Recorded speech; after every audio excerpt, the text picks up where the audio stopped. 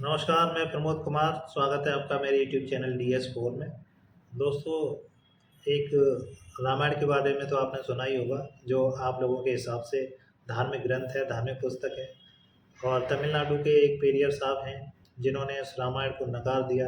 जिस तरह से डॉक्टर भीमराव अम्बेडकर ने मनुस्मृति को जलाकर राख कर दिया और कहा कि ये देश के लोगों को बांटती है, ये किसी को इतने ऊंचे स्थान पर बैठा देती है कि वो दूसरे लोगों को उपदेश देता है, उनको पढ़ने का अधिकार है, और दूसरी तरफ कुछ लोगों को इतना नीचा कर देती है कि उनको पढ़ने का अधिकार नहीं होता। वो समानता का भाव नहीं रखती, वो असमानता का भाव रखती है। तो ऐसे ग्रंथ का उन्होंने जलाकर राख कर दिया, वो था मनुस्मृति।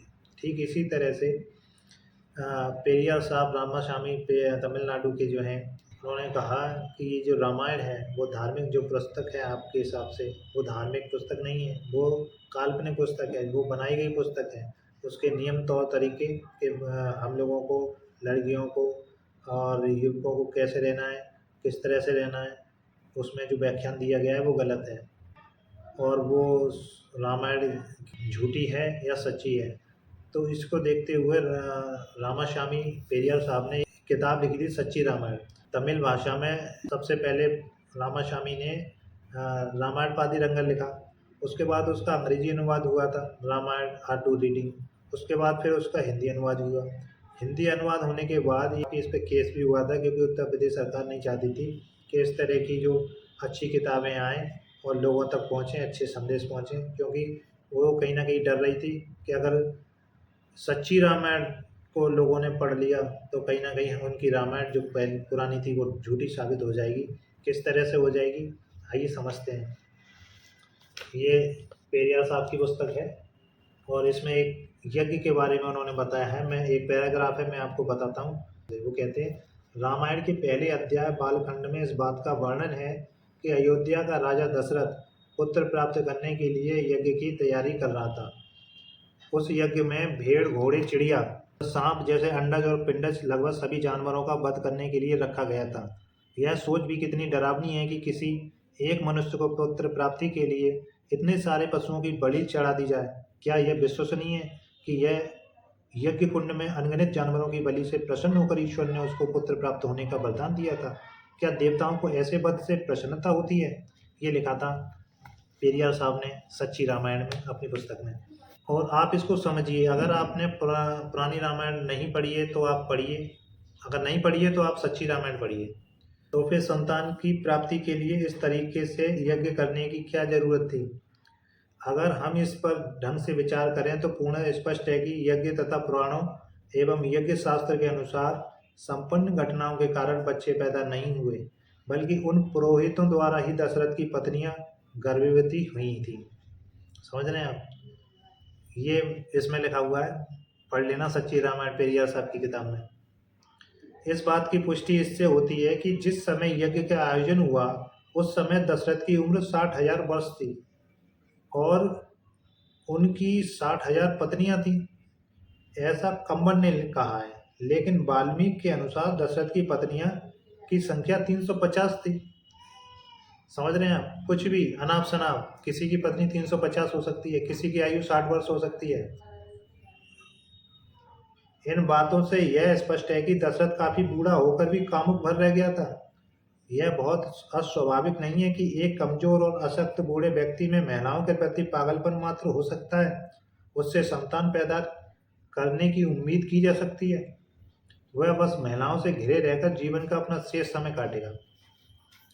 यह सोचने वाली बात है कि दशरथ की तीनों पत्नियां जो इतने लंबे समय से बांझ थी, क्या यज्ञ के अगले दिन उसी व्यक्ति से गर्भवती हो सकती थी, जो बूढ़ा था, दुर्बल था और नपुंसक था और अपने जीवन की शांति बेला में पहुंच चुका था, उससे संतान उत्पन्न हो? क्या ऐसा संभव हो सकता था? केवल सुनने भर से काम नहीं चलता। आप जिस चीज को मान रहे हैं, आप धार्मिक पुस्तक को मान रहे हैं, तो आप किस तरह से मान रहे हैं? आपने धार्मिक पुस्तक को एक्सेप्ट कर लिया, इसका मतलब उसमें लिखी गई अनुसंध बातें हैं उनको भी आपने ग्रहण कर लिया, उसको भी आप स्वीकार करते हैं, जो कि आपने पढ़ाई नहीं है, जिसकी आपको नॉलेज नहीं है। तो सच्ची रामायण आप पढ़िए, उसमें पुरानी रामायण के बारे में दिया गया है कि पहले क्या और किस तरह से ये चीज़ें रखी गई थी और लोगों के ऊपर थोपी जाती थी ये चीज़ें। तथ्य बताते हैं, तीनों स्त्रियों को 3 पुरोहितों को सौंप दिया गया था। हर पुरोहित को एक-एक महिला सुपुर्द कर दी गई थी।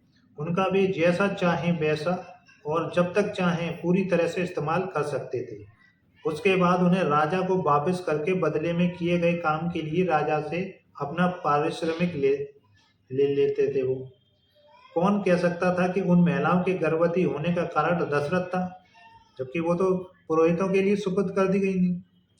बावजूद इसके कि राम, लक्ष्मण, भरत और शत्रुघ्न वास्तव में पुरोहितों के कारण पैदा हुए थे, ना कि दशरथ के कारण। आर्य धर्म में इसको निंदनीय नहीं माना गया है। ये काम निंदनीय नहीं माना गया आर्य धर्म में। यह उनकी संस्कृति का एक अंग है। उनके शास्त्रों में यह स्पष्ट है कि अगर कोई ब्राह्मण स्त्री को बच्चा नहीं हो रहा है तो वह कुछ शर्तों पर अन्य पुरुषों से बच्चा पैदा कर सकती है। उदाहरण के लिए आर्यों की एक अन्य कहानी महाभारत में कई विधवाओं के लिए उनके परिवार के गुरु व्यास से बच्चे पैदा हुए और उन्हें उसके लिए यज्ञ कराने का दिखावा भी करना पड़ा। कुछ नहीं है, नोगलाबाजी है।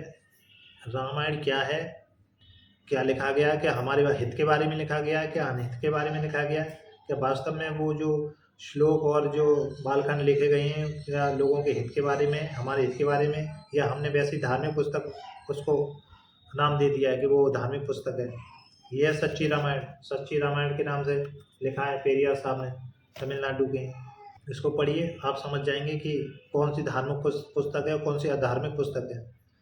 अच्छी चीज़ें जब तक समाज में नहीं पहुंचेंगी, हम और आपके बीच में नहीं पहुंचेंगी, लोगों की जानकारी से परे रहेंगी, क्योंकि हमारे पास नहीं थी ये चीज़ें, हमारे पास ये पुस्तकें नहीं थे। हम तो जो सिलेबस में था वो हिस्ट्री पढ़ते थे। असली हिस्ट्री तो ये है, इनकी किताबें पढ़ो आप।